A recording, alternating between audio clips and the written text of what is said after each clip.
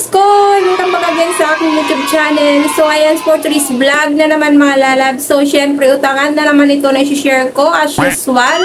Dahil dito mga lalabs, sinubukan ko siyang utangan kahapon. So, dito na-approve po ako for 1,500 pesos. And so, this time naman mga lalabs, so, i-share ko naman po sa inyo kung magkano nga ba yung possible receivable amount ko dito. And then, ano-ano nga ba yung mga charges nila dito doon po sa approval amount na binigay nila sa akin. Kung bago ka pa lang po sa channel ko, so please consider to subscribe and click mo na rin po ang bell button dyan para naman lagi kang notified sa mga utangan moment na ginagawa ko po dito sa akin pong vlog.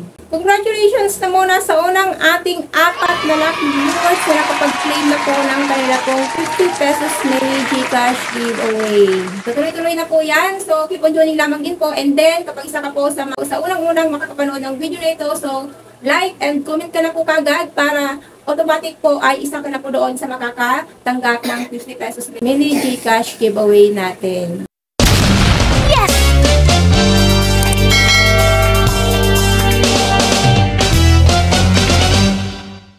Sinasabi ko po sa inyo mga lalabs sa platform is si V Plus Smart Credit. Nag-rate na po kagad siya ng 4.8 and meron na po kagad ng 2,000 reviews.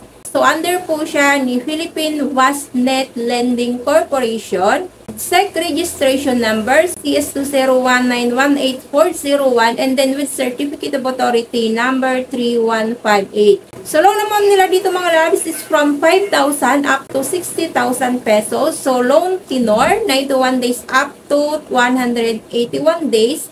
And then, annual maximum interest rate is 30% and then processing cost is 0. So, dito mga lalabs, so, pinapaalala o pinapaintindi na po natin kagad-agad na kapag sinabi nila na loan tenor is 91 days up to 181 days, hindi po ito nila automatic na ina-apply kapag ka-first timer ka po dito. So, mostly talaga or karamihan talaga dito, ayon po or base po doon sa aking pong observation, sa aking pag-apply dito. So, mostly po talaga is 7 days po talaga yung binibigay nila na long term kapag ikaw ay first timer dito. Ina-apply po nila ito na long term, let's say ito pong 91 days, kapag ka second time mo nang nangutang sa kanila or repeater borrower ka na po nila. So, install nyo po yan dyan mga lalabs. Ito si V+.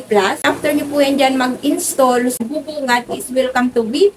And then dito may nakalagay na 50,000 pesos. So, click nyo po itong apply now. First step mo ditong gagawin is recommended ID type. So, hihingian ka na po agad dito ng any government valid ID. So, dito, recommended ID talaga nila is driving license, PRC, SSS, passport, postal ID, and unit. TIN number, voters ID, national ID, pag-ibig, and then health card. So, next step mga lalabs, so demonstration. So, mag-upload kayo ng inyo pong ID dito and then magsi-selfie po kayo holding your IDs. Next po is identity information. So, ito naman po yung mga basic information or your personal information na mostly naman po talaga na hinihingi kapag ikaw ay mag-a-apply. So, ayun na dyan na po yung education, including po yung inyo pong address and then loan purpose kung para saan po yung loan na gagamitin nyo. So, next po dyan mga lalabs, work information. So, hingian po kayo dito ng company name, company address, profession, work experience, and then monthly salary. So, kailangan nyo po mga lalabs na filapan po ito para hindi po kayo dito ma-reject and then tuloy-tuloy lang po kayo sa application po ninyo dito kay V+. Next po mga lalabs, so emergency contact. So 5 contact person po ang hinihingi po nila dito. So lagi po nating pinapaalala na kuhanin nyo pong mga contact information nyo dito is yung mga kamag-anak nyo or hanggat maaari yung mga kasama nyo na lamang po sa inyo pong bahay para naman po na monitor po ninyo kung sino-sino po yung mga ULA platform na tumatawag po sa inyo. So, next po yan dyan mga lalabs, so withdrawal information. Dito, ina-advise nila is e-wallet. So, kagaya po ng Gcash, Coins, PHP, Maya, GrabPay, Shopee e-wallet, and OmniPay e-wallet. So, mostly talaga Gcash.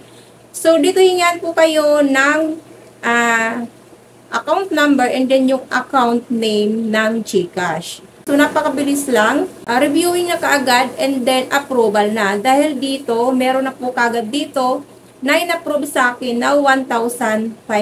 So, loan term ko is 121 days. So, dito na pinakita na po kaagad nila mga lalabs. So, interest is 0.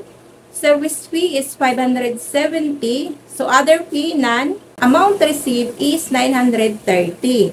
So, loan period na binigay sa akin is 2 periods. So, sa repayment schedule na binigay nila sa akin mga labs, so, first period, so, kailangan kong ibalik yung 1,485 sa November 15, 2023. So, automatic talaga mga labs, 7 days lang talaga. And then, yung secondary payment ko, next year na, sa March 9, 2024, which is na 15 pesos. And then dito mga lalab, so kapag nabayaran mo within 7 days lamang po, yung 1,485 within 7 days lang, so yung 15 pesos mo is i-waive na po yun. So yun nga lang ang masama dito mga lalab. So 1 week lang, kailangan mo ibalik yung 1,485. But then, at least dito mga lalab, so yung pumapatak pa rin na 1,500 lang yung full repayment mo. At pinaliwanag na po kagad nila na ang marireceive ko lang po dito is 930 dahil po yung 570 is yung service fee nila. Sakto yung mga lalabs kung igagrab nyo na po ba yung ganito po class ng pagpapautang ni V+. So, ayan po mga lalabs. So, pag-isipan nyo po ng makailang beses po kung igagrab nyo po yung ganito pong klaseng offer ni V+. Dahil po dito, is hindi mo po na ma-receive yung 1,500, ang receivable amount mo lang dito is 930 dahil 570 po yung service fee na binawas po nila.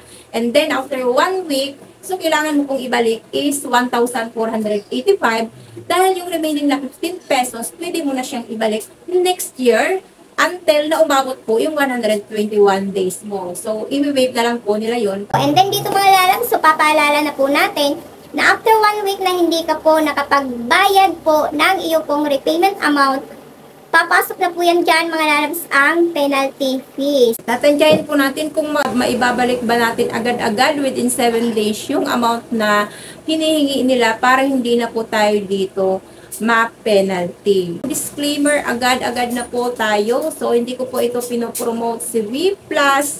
Dahil ako po ay katulad nyo po lang din po lamang na naghahanap lang din po ng mautangan na kung saan naman po is yung low interest po ang hinahanap po at yung with long loan term.